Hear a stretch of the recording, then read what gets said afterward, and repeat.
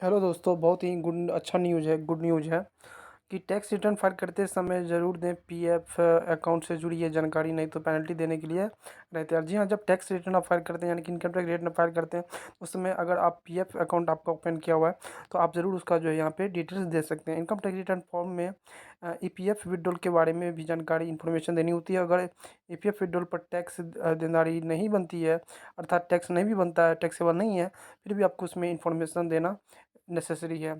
Okay, तो अब इसमें क्या कहता है कि अगर आपने भी फिनंशियल ईयर जो है हम लोग का अभी करंट में 2020-21 में अपने एम्प्लॉय भविष्य निधि से पैसे निकाला है तो इनकम टैक्स रिटर्न में इनकी जानकारी देनी होगी। अगर आपके द्वारा निकाली गई अमाउंट टैक्स दायरे में नहीं आती है, तब भी आईटीआर फाइल करते समय इन इन्फॉर्मेशन को आपको देना ज़रूरी होगा।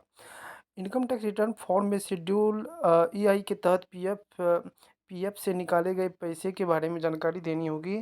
टैक्स जानकारी का कहना है कि इससे टैक्स अधिकारियों को यह पता चलने में इजी होता है कि असेसमेंट ईयर में आपका इनकम क्या रहा है और इसके अपने कैसे खर्च किया। इससे में सलाह दिया जाता है कि आईटीआर फाइल करते समय ईपीएफ से निकाले गए पैसों के बारे में भी इंफॉर्मेशन दे दी जाए। अगर आप ऐसा नहीं करते हैं तो टैक्स डिपार्टमेंट को सही जानकारी नहीं देना या गलत जानकारी देने के आरोप में आप पर पेनल्टी भी लगाई जा सकती है।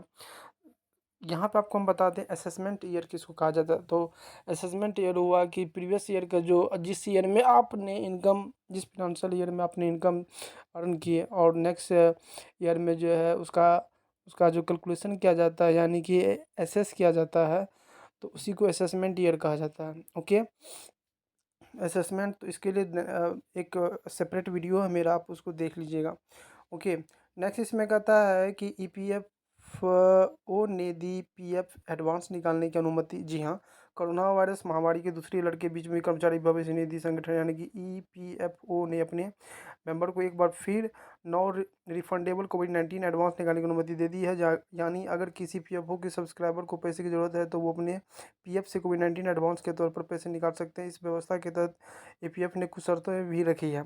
सब्सक्राइबर्स अपनी 3 महीने की बेसिक सैलरी और महंगाई भत्ते के बराबर या पीएफ फंड का 75% जो है रकम निकाल सकते हैं। इनमें से जो भी रकम कम होगी उन्हें वह रकम निकालने की अनुमति होगी। अगर कोई सदस्य से कम रकम निकालना चाहता है तो उसे इनकी अनुमति होगी।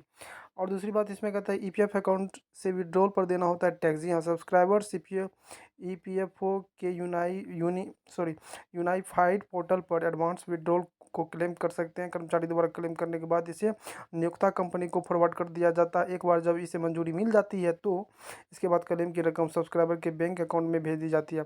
कुछ मामलों में क्लेम की रकम पर टैक्स छूट मिलता है तो वहीं कुछ मामलों में इस पर टैक्स भी देना होता है। ईपीएफ विड्रॉल पर किसे और कब देना होता है टैक्स? अगर कोई व्यक्ति 5 साल की सर्विस पूरा करने के बाद ईपीएफ से पैसे निकालते हैं तो उससे उन्हें इस पर कोई टैक्स देना होता है, कोई टैक्स नहीं देना होता है। लेकिन 5 साल से कम की सर्विस होने पर अगर ईपीएफ से पैसा निकाला जाता है तो इस पर टैक्स देना पड़ता है। हालांकि अगर किसी मेडिकल इमरजेंसी या नौकरी जाने पर जब पैसा निकाला जाता है तो उस पर टैक्स से राहत मिलती है। अगर कोई व्यक्ति लगातार 5 साल सर्विस नहीं करके कुछ समय बाद फिर से सर्विस करता है तो भी ईपीएफ विड्रॉल पर टैक्स देना होगा। Okay, thank you so much. यही था दोस्तों, आई होप आप समझ पाए होंगे।